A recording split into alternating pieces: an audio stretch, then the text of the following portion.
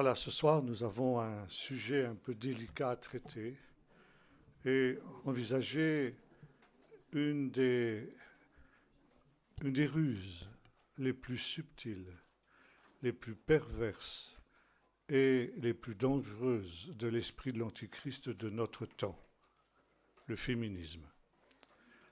Et évidemment, c'est un sujet extrêmement délicat, mais je veux tout de suite dire une chose, c'est que je ne suis ni macho, ni misogyne. Je suis un simple disciple de Jésus qui essaie de comprendre ce que la Bible dit et de s'y conformer. C'est la seule chose qui m'intéresse. Donc nous voulons essayer de comprendre ce que la Bible nous dit dans notre temps, d'une part, de ce qui est la vocation spécifique de l'homme et de la femme dans le plan de Dieu, et finalement aussi de voir que l'adversaire s'en prend toujours à ce que Dieu fait pour le caricaturer, le déformer et finalement le retourner contre Dieu et contre l'homme. Nous ferons, si vous le voulez, pour ce faire, deux lectures. La première dans le livre de la Genèse, où au chapitre 1, il nous est dit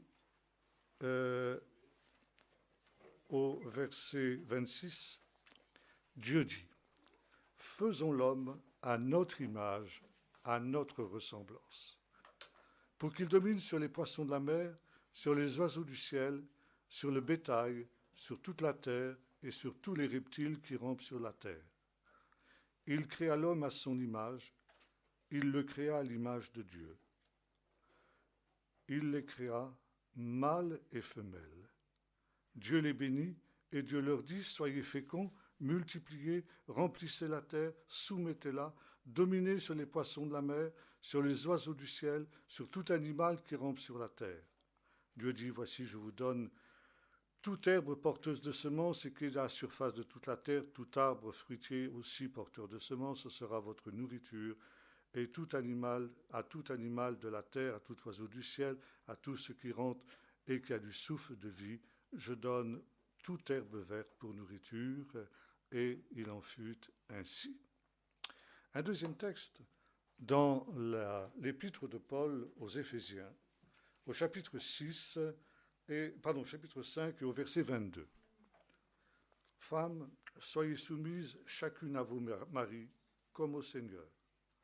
Car le mari est le chef de la femme, comme le Messie est le chef de l'Église qui est son corps et dont il est le sauveur. Comme l'Église se soumet au Messie, que les femmes se soumettent en toutes choses à leur mari. Mari, aimez chacun votre femme comme le Messie a aimé l'Église et s'est livré lui-même pour elle, afin de la sanctifier, après l'avoir purifiée par l'eau et la parole, pour faire paraître devant lui cette Église glorieuse, sans tache ni ride ni rien de semblable, mais sainte et sans défaut. De même, les maris doivent aimer leur femme comme leur propre corps. Celui qui aime sa femme s'aime soi-même. Jamais personne, en effet, n'haït sa propre chair, mais il la nourrit, il en prend soin, comme le Messie le fait pour l'Église, parce que nous sommes membres de son corps. C'est pourquoi l'homme quittera son père et sa mère pour s'attacher à sa femme, et les deux deviendront une seule chair. Ce mystère est grand. Je dis cela par rapport au Messie à l'Église. Du reste, que chacun d'entre vous aime sa femme comme lui-même, et que la femme respecte son mari. » On avait l'habitude autrefois, dans les mariages, de lire ce texte avant que les époux ne s'engagent dans ces liens du mariage. Depuis quelque temps, on a cessé de lire ces textes parce qu'ils ne correspondent plus à la mentalité moderne. Comment, au XXIe siècle, peut-on encore demander à une femme de se soumettre à son mari? Dans l'esprit de rébellion qui est celui de notre temps, qui est celui de l'Antichrist, cet esprit de révolte, cet esprit de refus de toute autorité, alors il est bien normal et bien évident que l'on conteste aussi l'autorité du mari sur la femme et que par conséquent, eh bien, on mette de côté ces textes, puisque l'esprit de rébellion, comme nous l'avons vu, est également entré dans l'Église. Et aujourd'hui, on se trouve dans cette situation où pratiquement on a déchiré cette page de la Bible, c'est comme si on l'avait déchirée et mise totalement de côté. Et c'est un exemple parmi d'autres, des textes de la Bible qui gênent et qui ne sont plus aujourd'hui dans le courant, dans l'air du temps, dans la mentalité moderne. Alors on n'hésite pas à mettre ces textes de côté pour adopter une lecture plus lénifiante de la Bible et ne garder que des textes qui vont dans le sens de ce que l'on souhaite et de ce que l'on désire. Et aujourd'hui, il y a, depuis mai 68, un courant de pensée qui est né comme conséquence de cette révolution de mai 68 et qui est précisément le féminisme. Le féminisme, nous allons voir, a fait beaucoup de mal et ce n'est rien à côté de ce qui vient. Et on frémit quand on voit ce que sont les projets ultimes de ces dames féministes qui sont aujourd'hui en train de prendre les rênes de la société pour les conduire à leur but et à leur fin. Avant d'entrer dans ces considérations, je voudrais d'abord que nous nous replacions devant ce que la Bible nous dit de la vocation particulière de l'homme et de la femme. Et là, il nous faut remonter à ce qui est au commencement. Donc, le livre de la Genèse et le premier chapitre du livre de la Genèse. Ainsi que j'ai eu l'occasion de le dire, le mariage est une réalité qui a lieu, qui a été instituée par Dieu avant la chute, qui appartient donc non pas à l'ordre de la rédemption, mais bel et bien à l'ordre de la création, c'est-à-dire quelque chose qui manifeste la volonté parfaite de Dieu. Et quand Dieu nous dit que tout ce qu'il a créé est très bon, alors c'est une appréciation qui vaut également sur le mariage. Et c'est pourquoi Jésus nous rappelle que le mariage est le fondement même de la société. Que toucher au mariage, c'est toucher à l'ordre de Dieu, c'est toucher à la création elle-même, et c'est précipiter justement même les désordres dans la nature, car l'univers n'est pas seulement fondé sur des lois physiques, il est aussi fondé sur des lois spirituelles et morales.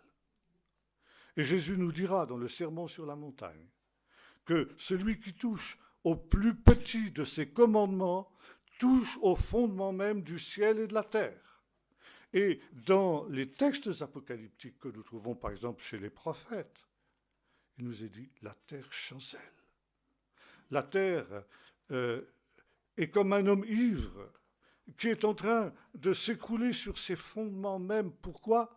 Parce que l'on a touché non seulement aux lois physiques de l'univers, mais on a touché surtout aux lois spirituelles et morales. Et une des plus grandes catastrophes que nous connaissons dans notre temps, c'est précisément le fait que l'on est en train de détruire volontairement, sciemment et délibérément l'institution du mariage et l'institution de la famille qui en découle. Alors revenons à ce qui était au commencement. Et là, il nous faut reprendre le texte hébreu. Il y a des choses absolument magnifiques quand on lit ce texte-là en hébreu. Il nous est dit, donc nous l'avons lu tout à l'heure, l'Éternel dit, c'est au chapitre précédent, Dieu dit, faisons l'homme à notre image et à notre ressemblance. Le texte hébreu nous dit, Naaset Adam betsalmenu. Tselem, c'est un mot très spécial. Avant d'être une image, c'est une ombre. Et qu'est-ce que notre ombre? Quand nous sommes au soleil, c'est notre image, d'une certaine manière. Et voyez-vous, la Bible nous dit que Dieu crée l'homme comme étant son ombre. L'ombre, c'est l'image, et on a des raisons de traduire « faisons l'homme à notre image ». Mais si nous soulignons le fait que l'homme est l'ombre de Dieu, ça apporte quelque chose d'autre. Parce que l'ombre, elle n'existe pas sans la réalité. Votre ombre, elle n'existe pas sans vous. Et quand on voit votre ombre, on sait que vous n'êtes pas loin. Eh bien, voyez-vous, Paul nous dira au philosophe d'Athènes, en lui, Dieu, qui a créé toutes choses, nous avons la vie, le mouvement et l'être. L'homme n'est pas sans Dieu. Si l'homme se sépare de Dieu, eh bien, il est comme une ombre qui s'évanouit, il est comme une ombre qui s'éteint, et par conséquent, c'est la mort. Et quand l'homme, dans le jardin d'Éden, s'est séparé de Dieu, eh bien, il a connu cette destruction, la mort. Nace et Adam betsalmeno. Et il nous est dit, Dieu créa l'homme à son image, singulier, et il créa l'homme à Adam, ce sera ensuite son nom, Adam, l'homme. Il créa l'homme à son image, et ensuite il nous dit, il les créa, mâle et femelle. C'est une traduction littérale qu'on ne trouve pas dans la plupart des Bibles. Les Bibles, les traductions voulaient être un peu plus pudiques. Elles ont traduit « il les créa hommes et femmes ». Mais la Bible nous parle donc ici d'une création sexuée, mâle et femelle. Ça veut dire que ce qui est la différence essentielle entre l'homme et la femme, c'est effectivement le fait que l'un est mâle et l'autre est femelle. C'est une différenciation, comme il y en a dans tout le récit de la création. La création de Dieu, nous l'avons vu, elle est harmonie, elle est plénitude, elle est une. Mais ce qui est extraordinaire dans la création de Dieu, c'est que c'est une unité dans la diversité. Et chaque élément de la nature, chaque créature de Dieu a une spécificité qui lui est propre. Et à plusieurs reprises, à de nombreuses reprises, eh bien, dans le récit de la création, il est question de cette spécificité. Lors de la création des végétaux, par exemple, il nous est dit que Dieu crée des graines qui vont produire de la semence et des arbres, des plantes, selon leur espèce. Il y a une spécificité de chaque espèce botanique et il y a aussi une spécificité de toutes les espèces animales. Le même mot revient quand il est question des animaux. Il créa les animaux selon leur espèce. Et ça, la biologie moderne l'a confirmé. Il y a une spécificité, une fixité des espèces, même si à l'intérieur d'une même espèce, il peut y avoir ce qu'on appelle une microévolution, mais ce que les transformistes veulent nous faire croire qu'il existe une macroévolution ne s'est jamais réalisé parce que biologiquement et génétiquement parlant, c'est tout simplement impossible. Donc Dieu crée selon son espèce. Et de la même manière, Dieu crée l'homme. L'homme, mais nous voyons ensuite, l'homme, ça n'est pas un, c'est deux. L'homme en tant que mâle et l'homme en tant que femelle. Et le Seigneur les bénit, nous est-il dit. Et il va les nommer donc hommes et femmes. Et là, nous avons quelque chose de très intéressant. Nous retrouvons un récit un peu semblable au chapitre 2. Et un verset très important va être cité par Jésus et par Paul dans le texte que nous avons cité. On le retrouve aussi dans la première épître de Pierre. C'est pourquoi l'homme quittera son père et sa mère et s'attachera à sa femme, et les deux deviendront une seule chair. Et cette expression, c'est en hébreu, Vayihu shnehem le basar echad. Et là, nous avons un mot très important, le mot echad. Ils seront une seule chair. Ce mot, c'est un mot qui signifie une unité, mais une unité dans la diversité. Voyez-vous, c'est la diversité et la complémentarité de ces diversités qui s'unissent les unes aux autres, qui fait l'unité de la création, qui fait l'unité de la nature. Et cette unité dans la diversité, elle s'oppose à la conception de l'homme, que l'homme a de l'unité, qui pour l'homme est quelque chose d'uniforme, une uniformité. Dieu ne connaît pas l'uniformité. Il connaît la diversité, la complémentarité, et cette complémentarité aboutit à l'unité. Et si nous prenons justement les deux mots hébreux, homme et femme, eh bien, nous voyons aussi quelque chose de très intéressant. Le mot homme se dit ish en hébreu. Et il y a 3 lettres. Et la deuxième lettre est la plus petite lettre de l'alphabet, le yud. Et cette lettre-là, on ne la trouve pas dans le mot femme. Le mot femme est presque semblable au mot homme. C'est le mot isha. Homme ish et femme isha. Alors, si vous voulez traduire littéralement, alors c'est pas très joli, excusez-moi mes sœurs, mais enfin, disons, ça pourrait vous aider à comprendre. Homme et homesse. C'est comme ça qu'on dirait si on voulait traduire littéralement. Évidemment, c'est pas joli en français. Mais ça veut dire que c'est presque le même mot.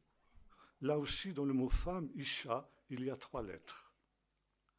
Et la dernière lettre du mot femme, c'est la lettre he, que l'on ne trouve pas dans le mot homme. Les 2 autres lettres se trouvent à la fois dans le mot femme et dans le mot homme. Et si vous prenez ces 2 lettres, la lettre yud du mot homme et la lettre e du mot femme, et vous les mettez ensemble, ça vous donne ya. Ça veut dire Dieu. À l'image de Dieu. Et les sages d'Israël nous disent, comment se réalise dans l'homme l'image de Dieu? L'image de Dieu, elle se reconstitue dans l'union de l'homme et de la femme.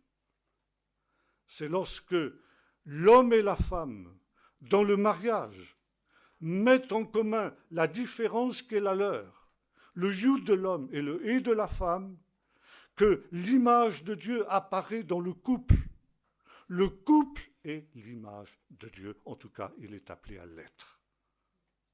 Maintenant, si vous reprenez ces 2 mots et que vous enlevez ces 2 lettres que j'ai évoquées, vous les détruisez, il nous reste 2 mots absolument semblables. Esh.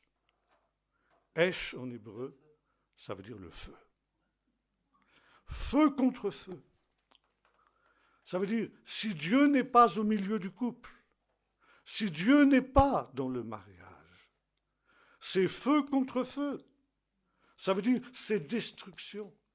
Ce qui devait être une manifestation de la gloire de Dieu devient au contraire une manifestation pratiquement infernale. Le feu qui détruit le couple. Et parce que nous avons chassé Dieu de notre création aujourd'hui, parce que nous avons chassé Dieu de notre culture, eh bien aujourd'hui, le mariage est en train de faire naufrage parce que c'est un feu qui a été allumé. Maintenant, on peut encore aller plus loin. On nous a dit, donc les 2 seront une seule chair, basar echad en hébreu. Maintenant, ce mot echad, j'y reviens. Il signifie, comme j'ai dit tout à l'heure, une unité dans la diversité et dans la complémentarité. Une unité dans une pluralité. Il y a un autre mot pour désigner un en hébreu aussi, c'est le mot yachid, qui signifie, lui, une unité dans une uniformité. Or, il est intéressant de noter que cette expression, ce mot echad, on le retrouve dans ce que dans le judaïsme on appelle le Shema Israël. Écoute Israël, Shema Israël, vous le connaissez sûrement, vous pouvez le répéter avec moi, Adonai Eloheinu, Adonai Echad. Voilà. Il n'est pas dit Adonai Yachid, ça veut dire monolithique, comme le pensent les musulmans, par exemple, ou même comme le pense le judaïsme. Mais Adonai Echad, il est un, mais il est un dans une pluralité. Pourquoi ? Parce qu'il y a en lui le Père, le Fils et le Saint-Esprit. Et les trois ont chacun leur individualité. Ils ne se confondent pas, mais ils se complètent. Et dans cette unité, dans la pluralité qu'ils réalisent, ils manifestent l'unité de Dieu, de telle sorte que nous pouvons dire que l'Éternel est un. Et voyez-vous, il nous est dit, l'homme quittera son père et sa mère et s'attachera à sa femme, et les deux deviendront une seule chair. Bassar et Chad, c'est le même mot. Ça veut dire, là aussi, que dans le mariage, l'homme et la femme, eh bien, reproduisent cette unité qui est celle de Dieu. Aucun ne perd sa personnalité, aucun des deux ne perd sa spécificité, mais cette spécificité, cette différence qui est la leur, eh bien, au lieu d'être source de conflit, d'embrasement, de feu, comme nous disions tout à l'heure, devient au contraire une source d'enrichissement. Tu me donnes ce que je n'ai pas, et je te donne ce que tu n'as pas. Et par conséquent, chacun enrichit l'autre par sa propre personnalité et par sa propre spécificité. Et là, se renouvelle, se manifeste à nouveau l'image de Dieu. À l'image de Dieu, ils sont un. Et maintenant, il y a une autre question qui se pose. Il nous est dit, donc, ou plutôt on peut se poser la question, qu'est-ce qui réalise cette unité de la diversité ? Une diversité qui devrait être source, au contraire, de conflits. Car dans le monde de péché, dans le monde de la chute tel que nous le connaissons, les diversités sont souvent source de conflits, d'incompréhension. Or, comment justement surmonter ce qui est la conséquence du péché ? Et c'est ce qui va se produire immédiatement après la chute, vous vous souvenez. Quand Dieu interpelle Adam, lui dit « Mais où es-tu ? Pourquoi te caches-tu ? Tu aurais mangé éventuellement du fruit dont je t'avais interdit de toucher ? La femme que tu m'as donnée. » Ah, quand la femme était venue vers lui, nous allons voir tout à l'heure, Adam avait dit « Ça, c'est l'os de mon os, c'est la chair de ma chair. » Et les deux deviennent une seule chair. Ça veut dire une véritable unité. Mais voyez-vous, le péché brise cette unité. Et soudain, cette femme que le Seigneur lui avait donnée n'est plus os de mon os et os de ma chair, mais elle est une étrangère. La communion est coupée. Ils ne sont plus un, mais ils sont en opposition l'un avec l'autre. Le feu. La femme que tu m'as donnée. Tout le monde dit, c'est de ta faute, Seigneur. Si tu ne m'avais pas donné cette femme, je n'en serais pas là. Voyez-vous, c'est aujourd'hui le drame du péché. Non seulement dans ce qui concerne le mariage, mais en ce qui concerne justement toutes les diversités que nous connaissons dans notre monde. Et pour essayer justement de surmonter les conséquences de la chute, l'homme essaye de recréer une unité artificielle qui est une uniformité, en espérant que l'on dépassera justement ces oppositions que nous avons évoquées. Donc, qu'est-ce qui fait que, au lieu d'être source de conflit, la diversité devienne source d'enrichissement, de communion, de joie et conduisent à la manifestation de l'image de Dieu dans le couple. Qu'est-ce qui fait, en particulier, que la personne divine, ce que les théologiens appellent la Trinité, c'est-à-dire le Père, le Fils et le Saint-Esprit, sont un? Jésus le dira, moi et le Père, nous sommes un. Je ne fais rien sans que mon Père ne le montre. Il y a une communion intime entre le Père et le Fils. Et qu'est-ce qui fait cette unité? L'amour. L'amour qui unit le Père, le Fils et le Saint-Esprit. Et Jean nous dira, Dieu est amour. Qu'est-ce qui fait l'unité du couple? L'amour. L'amour, c'est l'image de Dieu. Pas l'amour tel qu'on le conçoit aujourd'hui. L'amour qui n'est rien d'autre qu'un égoïsme personnel. Je t'aime dans la mesure où tu peux satisfaire mes convoitises.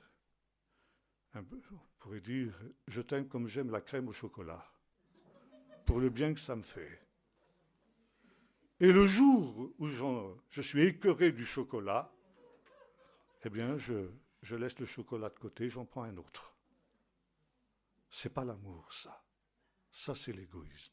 C'est l'individualisme. Et malheureusement, aujourd'hui, ce que l'on appelle l'amour, eh bien, c'est cet amour-là, ce que le grec appelle éros, c'est-à-dire un sentiment qui est la caricature même de l'amour et qui ramène tout à soi. Tandis que l'amour, nous l'avons vu tout à l'heure dans l'Épître aux Éphésiens, aimez vos femmes, dit le Seigneur au mari, comme le Messie a aimé l'Église, et comment l'a-t-il aimé? Il s'est donné lui-même pour elle. Ça, c'est contraire à la nature humaine, à la nature de l'homme, pardon. L'homme est un être qui cherche toujours à recevoir, à prendre. Et se donner, c'est aller à l'encontre de sa nature. Et c'est précisément ce que le Seigneur attend de lui. Et Paul nous dira ceci, ce mystère est grand. Il y a un grand mystère dans le mariage. Maintenant, il y a une autre chose intéressante dans le premier chapitre du livre de la Genèse, c'est qu'il nous est dit, donc, ils seront une seule chair, je reprends cette expression, le mot echad.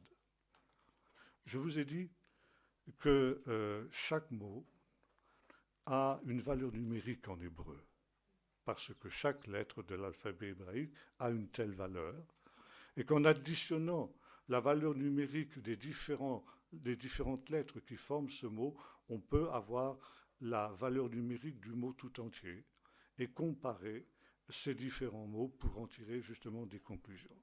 Je vous ai montré, par exemple, comment il y a, dès le commencement, cette opposition entre le Messie et le serpent, et comment justement ces deux êtres-là ont, dans l'hébreu, la même valeur numérique, 352, Mashiach, Nachash.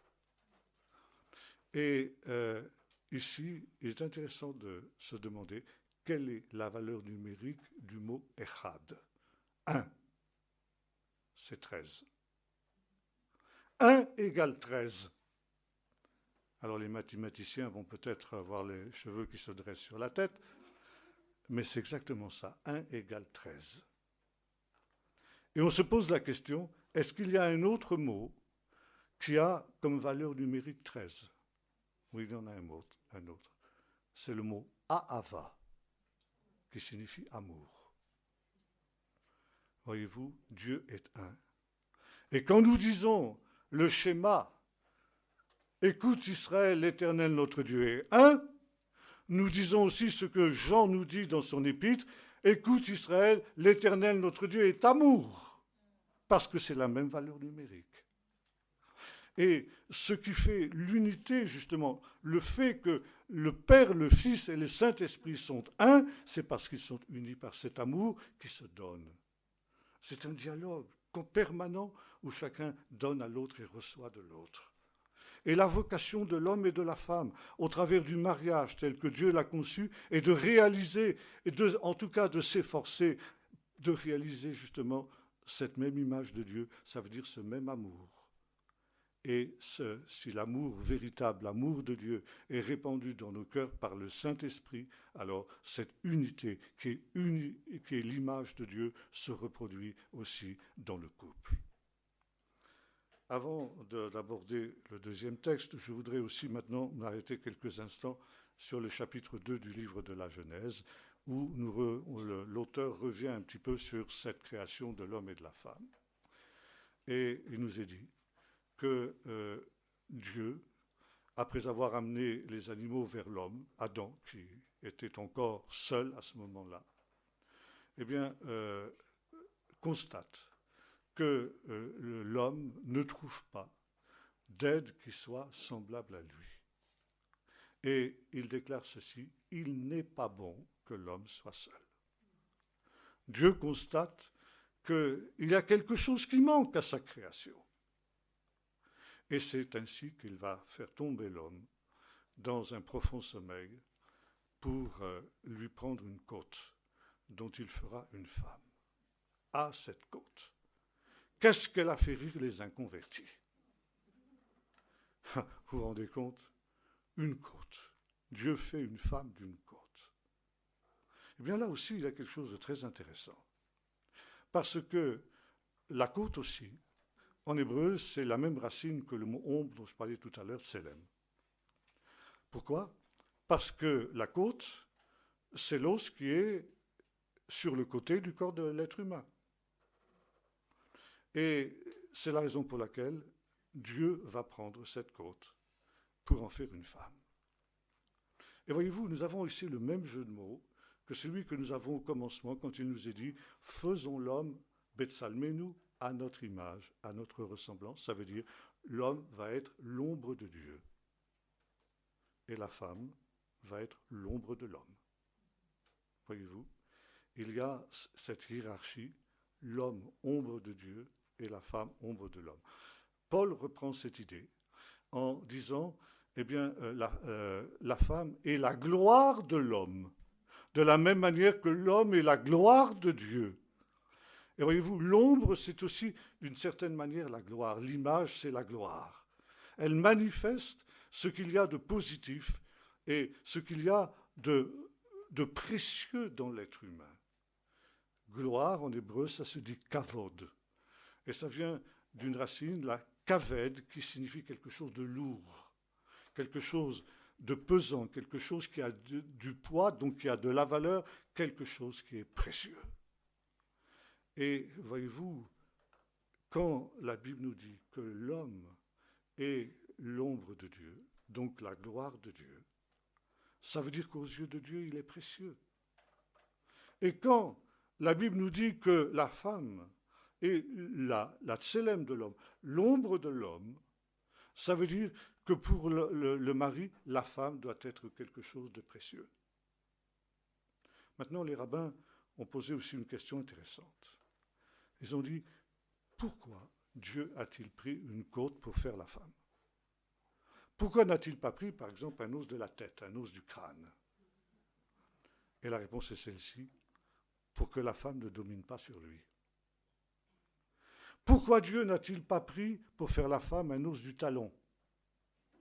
Pour que l'homme ne piétine pas sa femme. Mais Dieu a pris l'os qui était le plus proche du cœur, la côte, pour que la femme soit dans son cœur, c'est-à-dire dans son amour. Vous voyez, c'est beau, hein? Alors, ici, nous avons ce qui est justement cette vocation réciproque de l'homme et de la femme. Maintenant, il nous est dit une chose aussi intéressante. Là, ça va peut-être plaire un peu moins aux frères, mais tant pis. Il nous est dit, il n'est pas bon que l'homme soit seul. Je lui ferai une aide semblable à lui. En hébreu, ça se dit Ezer kenegdo.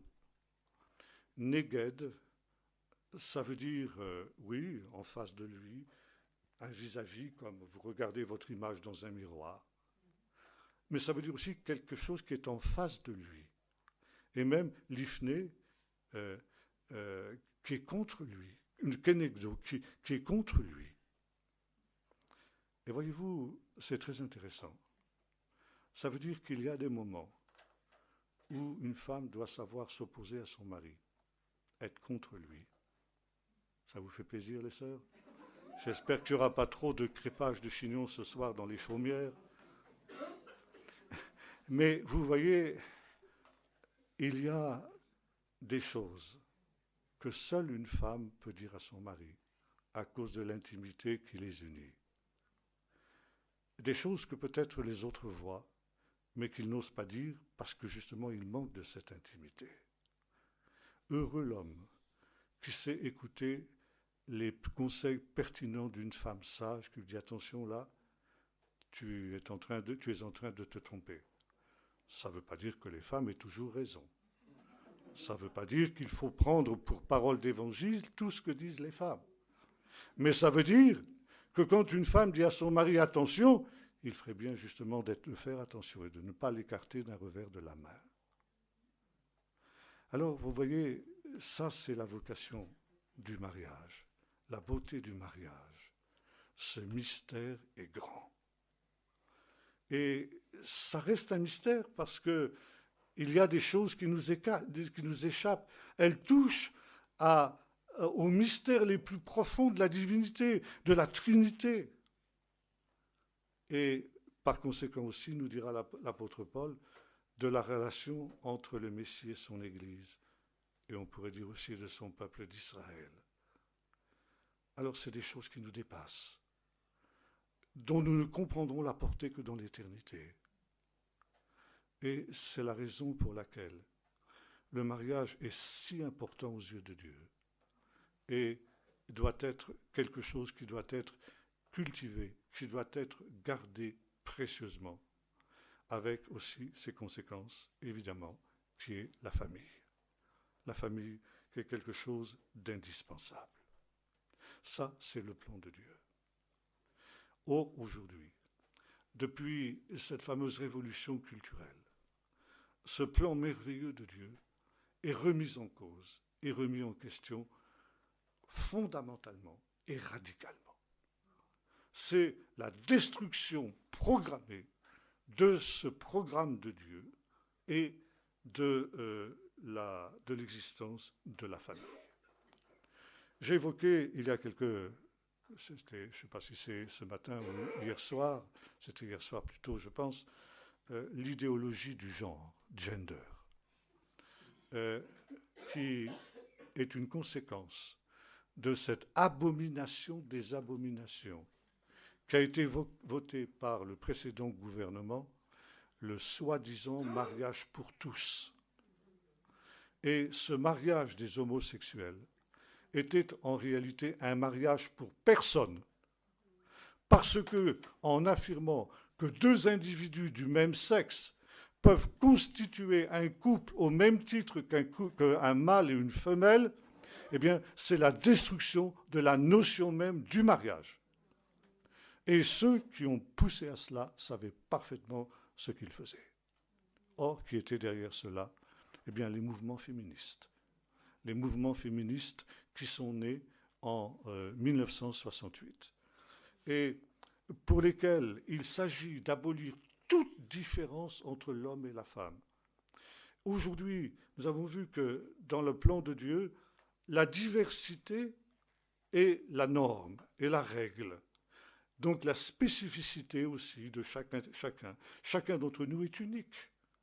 Et nous sommes différents les uns des autres et pourtant nous sommes semblables. Il n'y a pas deux Jean-Marc Taubois, il n'y en a qu'un.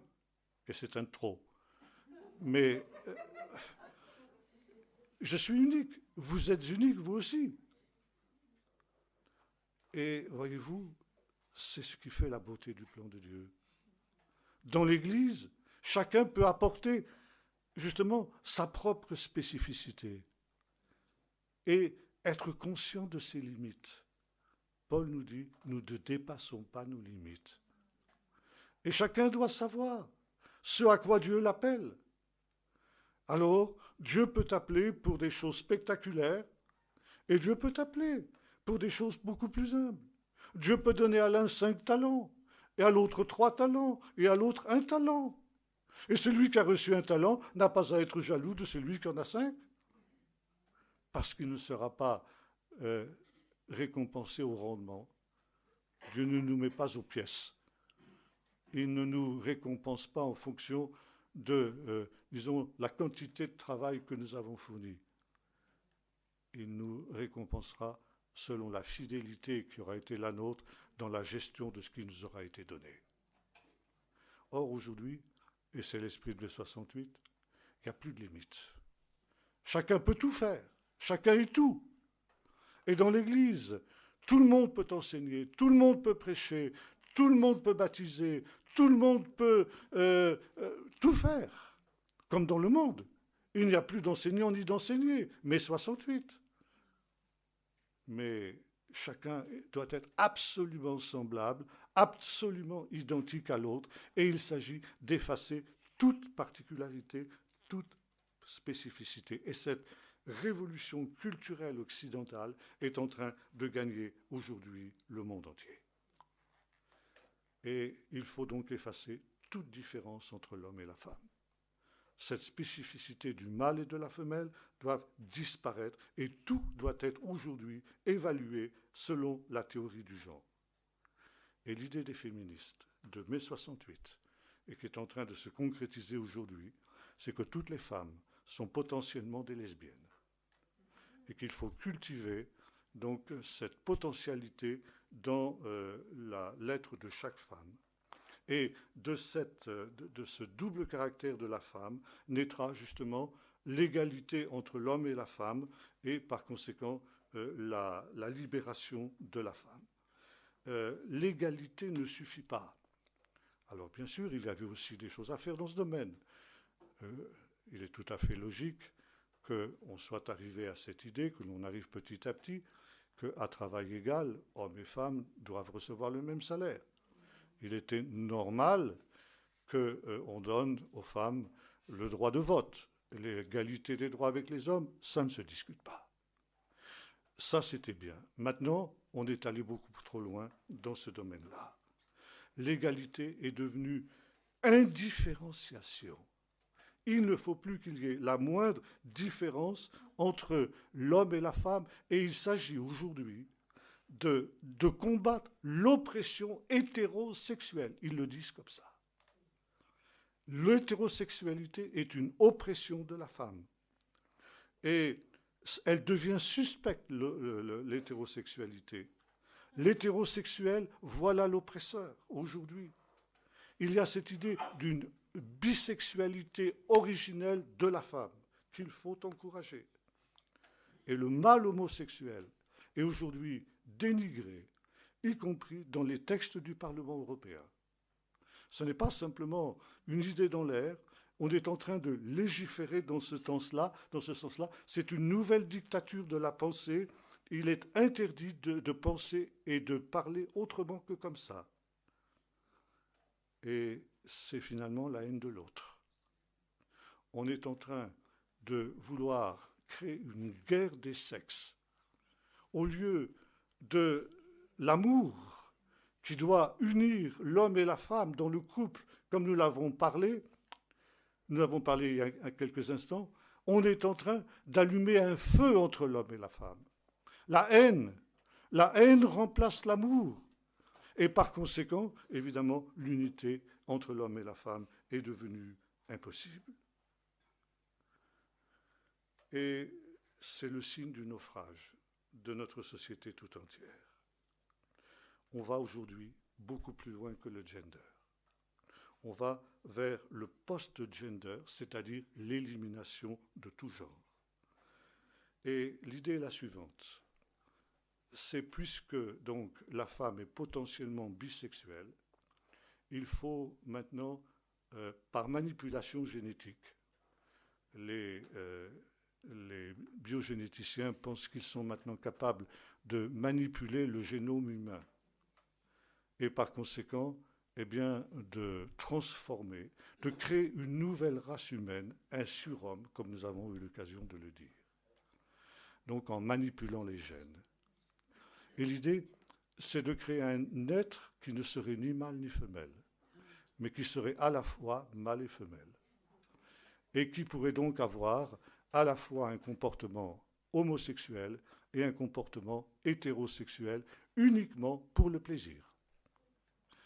Et pour cela, il faut libérer la femme de sa condition de femme, et notamment de sa condition de mère. Et on considère dans les milieux féministes que le fait d'être mère, la grossesse de la femme, est un fardeau, est une aliénation, un esclavage.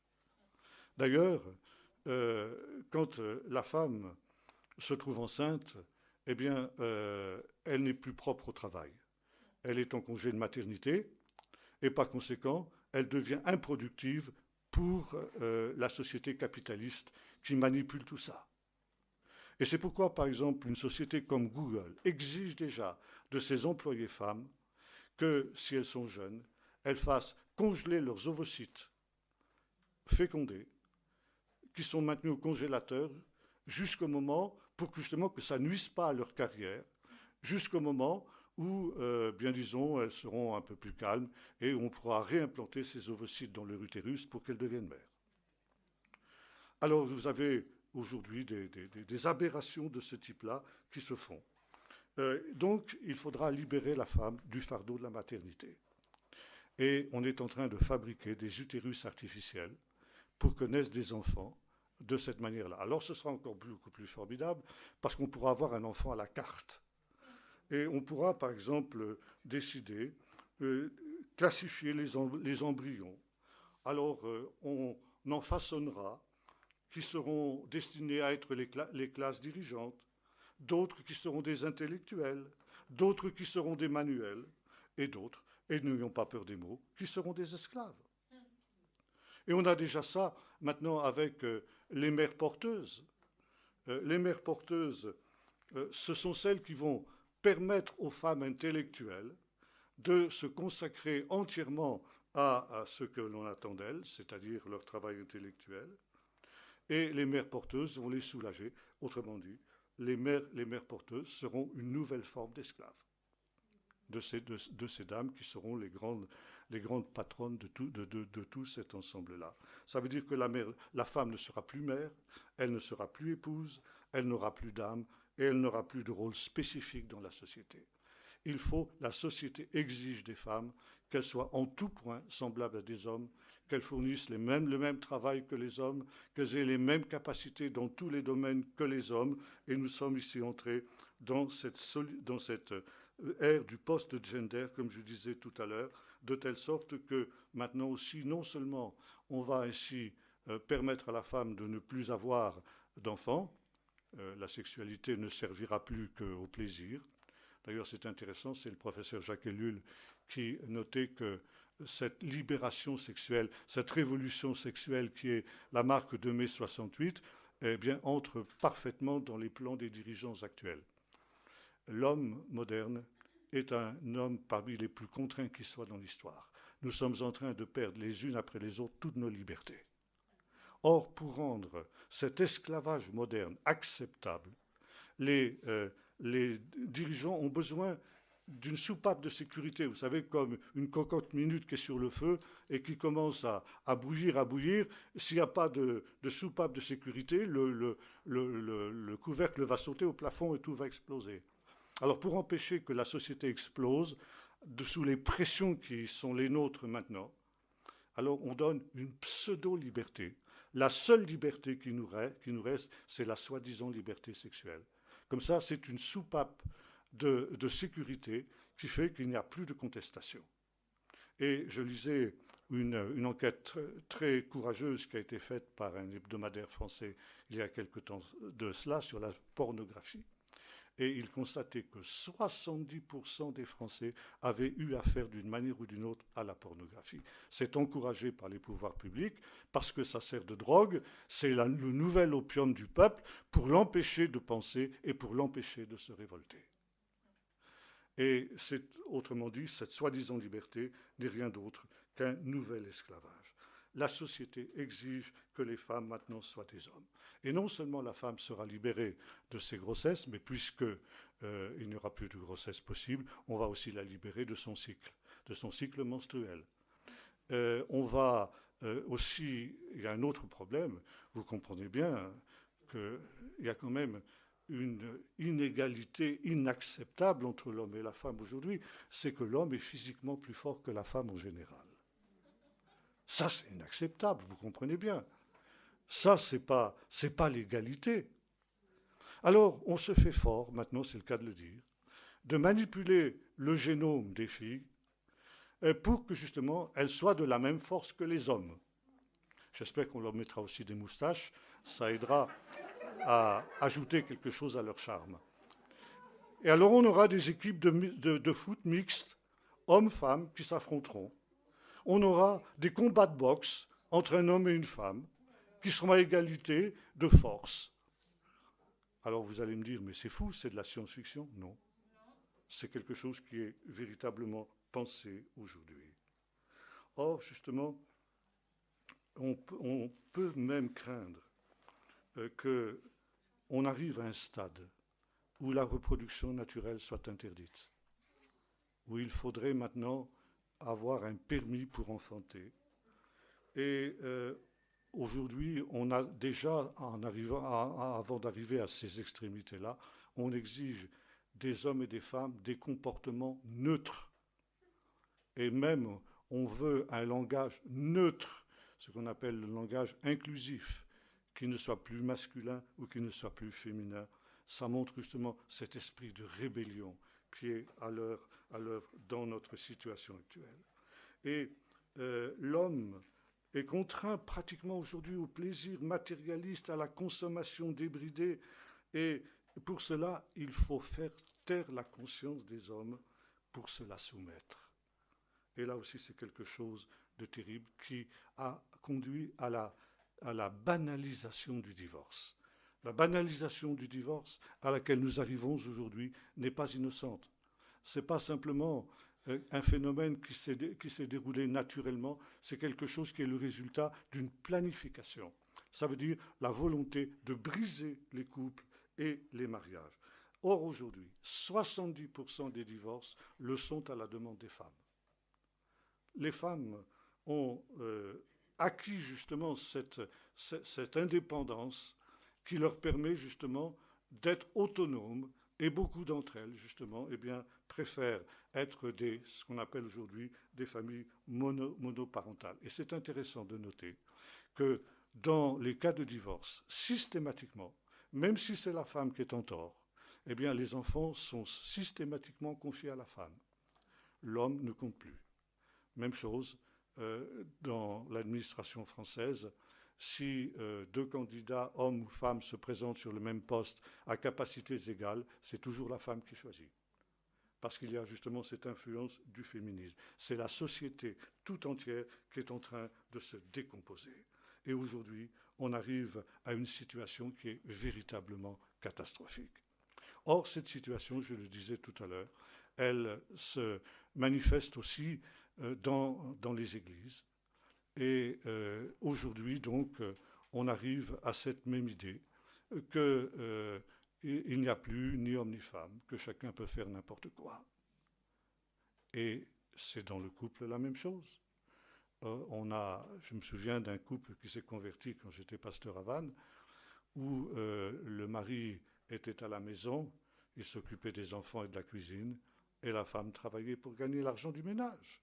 C'était le monde à l'envers. Et bien entendu, quand ils se sont convertis, alors, eh bien, ils ont permuté les rôles parce qu'ils ont compris que ce n'était pas quelque chose qui était selon Dieu. Alors, vous voyez ici, c'est une des ruses les plus subtiles du serpent aujourd'hui, que ce féminisme absolument délirant, aberrant, encore une fois, je ne dis pas qu'il faut revenir à une situation telle que celle de l'islam que nous avons évoquée ce matin. Il est normal, évidemment, qu'on reconnaisse à la femme les droits qui lui ont souvent, d'ailleurs, été déniés dans le passé. C'est vrai, c'est juste et c'est normal. Mais aujourd'hui, on a de loin dépassé ce stade pour arriver justement à ce qui va être finalement une nouvelle forme d'esclavage de la femme, sous prétexte de libérer la femme de cette oppression du mâle hétérosexuel blanc. Eh bien, on va réussir à la conduire dans un nouvel esclavage. Un nouveau risque pour les femmes en particulier. Et ça, c'est un risque que beaucoup ne perçoivent pas. Alors que faire dans cette situation-là? Eh bien, finalement, la réponse est très simple. La Bible ne change pas. Je disais tout à l'heure, on a pratiquement arraché des passages entiers de la Bible, et notamment ce texte de Éphésiens 5 que nous avons lu tout à l'heure, parce qu'ils ne correspondent plus à la pensée moderne. Mais soi-disant qu'il faut vivre avec son temps. Quand on objecte des choses comme ça aux chrétiens ou aux pasteurs, c'est la réponse en général qu'ils nous font, il faut vivre avec son temps. Alors je réponds dans ces cas-là, dans quel verset de la Bible vous trouvez ça? Évidemment, nulle part. Moi, au contraire, je lis dans la Bible Jésus qui dit « Le ciel et la terre passeront, mais mes paroles ne passeront pas. Ma parole est la vérité. Je suis l'Éternel, dit Dieu, je ne change pas. » Épître aux Hébreux, Jésus-Christ est le même hier, aujourd'hui, éternellement. Et ça n'est pas parce que mai 68 est passé par là, ce n'est pas parce que aujourd'hui des séducteurs, des menteurs, animés par l'esprit du serpent, font aux femmes de ce temps des promesses fallacieuses, leur promettant, comme le dit l'apôtre Pierre, la liberté, alors qu'ils sont eux-mêmes esclaves de ce qui a triomphé d'eux, pour les rendre encore plus esclaves. Ce n'est pas parce que justement il y a ça aujourd'hui qu'il faut abandonner le surfondement de la parole de Dieu. Et voilà justement, le Seigneur nous ramène à ce qui était l'essentiel. Quand les disciples lui posent la question « Pour quelle raison un homme peut-il répudier sa femme ?» Jésus répond « N'avez-vous pas lu ce qui est au commencement ?» Ça veut dire Jésus les ramène à ce qui était au commencement, ce que nous avons vu du commencement, de cette harmonie entre l'homme et la femme. Et aujourd'hui, nous sommes dans un monde en ruine. Nous sommes un petit peu comme Néhémie, quand il est revenu de Babylonie à Jérusalem. Jérusalem était en ruine et il fallait tout reconstruire. Alors aujourd'hui, il faut reconstruire aussi sur ces ruines de notre temps. Il faut reconstruire dans nos couples, qui sont parfois aussi très malmenés par l'adversaire, et reprendre ce que la Bible dit. Marie, aimez vos femmes. Pas de cet amour égoïste, de cet amour érotique dont il est question dans notre société moderne, mais de l'amour du Messie qui se donne pour elle. Et vous, femmes, eh bien, si votre mari est comme cela, ce ne sera pas difficile de lui être soumis, n'est-ce pas? Même si de temps en temps vous devez lui dire, attention, là, tu es sûr que tu n'es pas en train de faire une blague? Ça peut arriver. Et puis, nos jeunes, les enseigner sur le mariage. Les jeunes se lancent dans l'aventure du mariage, ou ne pas dans l'aventure du mariage du tout d'ailleurs. Beaucoup de jeunes aujourd'hui dans les églises vivent en concubinage avec la bénédiction du pasteur. Je connais des cas très nombreux. Ou alors on se lance dans le mariage tête baissée, et puis 1 an, 2 ans après, on divorce. La première tempête, la première difficulté, et allez, on redistribue les cartes et on recommence. Alors il faut enseigner les jeunes, leur apprendre que le mariage est une chose sérieuse. On ne fonce pas tête baissée dans le mariage comme ça, parce qu'on a vu un joli minois ou un joli sourire, etc. Ça ne suffit pas. Il faut autre chose. Et puis vous allez me dire, il y a ceux dont le mariage a été brisé, justement, par les ruses de l'adversaire. Que faire? Eh bien, la Bible dit d'abord prier. Et puis deuxièmement, eh bien, s'il en est ainsi, accepter aussi cette condition. le fait d'être seul peut être aussi une occasion de servir le Seigneur d'une manière beaucoup plus consacrée. Et pour celles pour lesquelles le, le mariage a été brisé et pour lesquelles il est parfois trop tard de revenir en arrière, il y a un autre chemin que le Seigneur ouvre devant elles, qui leur permettra d'être ces saintes femmes dont parle aussi l'apôtre Paul, qui, comme Sarah, eh bien, sont riches en bonnes œuvres qu'elles retrouveront dans l'éternité, parce que celui qui donnera ne serait-ce qu'un verre d'eau à un de ses petits, parce qu'il est son disciple, ne perdra pas sa récompense. Voyez-vous, nous pouvons reconstruire dans ce temps. Et si effectivement nous réussissons à reconstruire des mariages solides qui seront un étonnement. Je me souviens quand nous avons marié notre dernier fils à la mairie, le maire qui mariait notre dernier fils, eh bien notait que nous avions déjà marié les 2 premiers dans cette même mairie. Il avait dit, bien vous êtes ensemble depuis ce temps-là. C'est rare aujourd'hui qu'il en soit ainsi. Et voyez-vous, c'est une interpellation pour les inconvertis. Que nous puissions justement être ensemble, vivre dans la fidélité, dans l'amour, dans le respect mutuel. C'est le plus grand témoignage que nous pouvons donner dans ce temps, et c'est une manière de résister au système et à l'esprit de l'Antichrist. Ça, c'est le point central, c'est le point fondamental. Le mariage, c'est ce qui fait la spécificité du judéo-christianisme. Et comme le disait le professeur Yecheskel Kaufmann de l'Université de Jérusalem, eh bien, si l'on touche à ça, c'est tout l'édifice du judéo-christianisme qui s'effondre comme un château de cartes. Et aujourd'hui, malheureusement, c'est ce qui est en train de se passer, y compris dans nos églises, où il y a concubinage, divorce, remariage, exactement comme il y a dans le monde. Alors, il ne faut pas s'étonner si l'Église va être l'objet justement de ces barbares dont nous parlions ce matin, que le Seigneur envoie pour la châtier. Il faut relever les ruines avant qu'il soit trop tard. Et alors, nous ferons reculer l'adversaire. De la même manière que les murailles de Jérusalem, reconstruites par Néhémie, avaient fait fuir l'adversaire, si nous reconstituons des bastions solides dans nos foyers, alors l'ennemi aussi sera en fuite. Et comme nous aurons l'occasion de le voir demain, il y aura une bénédiction spéciale. Dans ces temps difficiles, le Seigneur sait garder de l'épreuve les hommes justes, dira l'apôtre l'apôtre Pierre, pardon. Et c'est quelque chose aussi que le Seigneur nous promet. Ça, Dieu voulant, nous le verrons demain. Nous allons prier. Seigneur notre Dieu, merci pour ce plan merveilleux que tu as conçu pour tes enfants. Merci Seigneur pour l'homme et la femme que tu as créés dans leur diversité, dans leur spécificité, mais aussi dans leur complémentarité. Merci Seigneur de nous avoir appelés, hommes et femmes, à reconstituer dans le couple ton image. Et cela, Seigneur, par l'amour répandu dans nos cœurs par le Saint-Esprit. Seigneur, nous te prions pour chacun de nos foyers, parce que nous savons, Seigneur, que dans ces temps de bouleversement, tous nos foyers sont menacés. Et que nul ne peut prétendre qu'il est à l'abri des coups durs de l'adversaire. Mais Seigneur, tu veux répandre ton amour dans nos cœurs par le Saint-Esprit.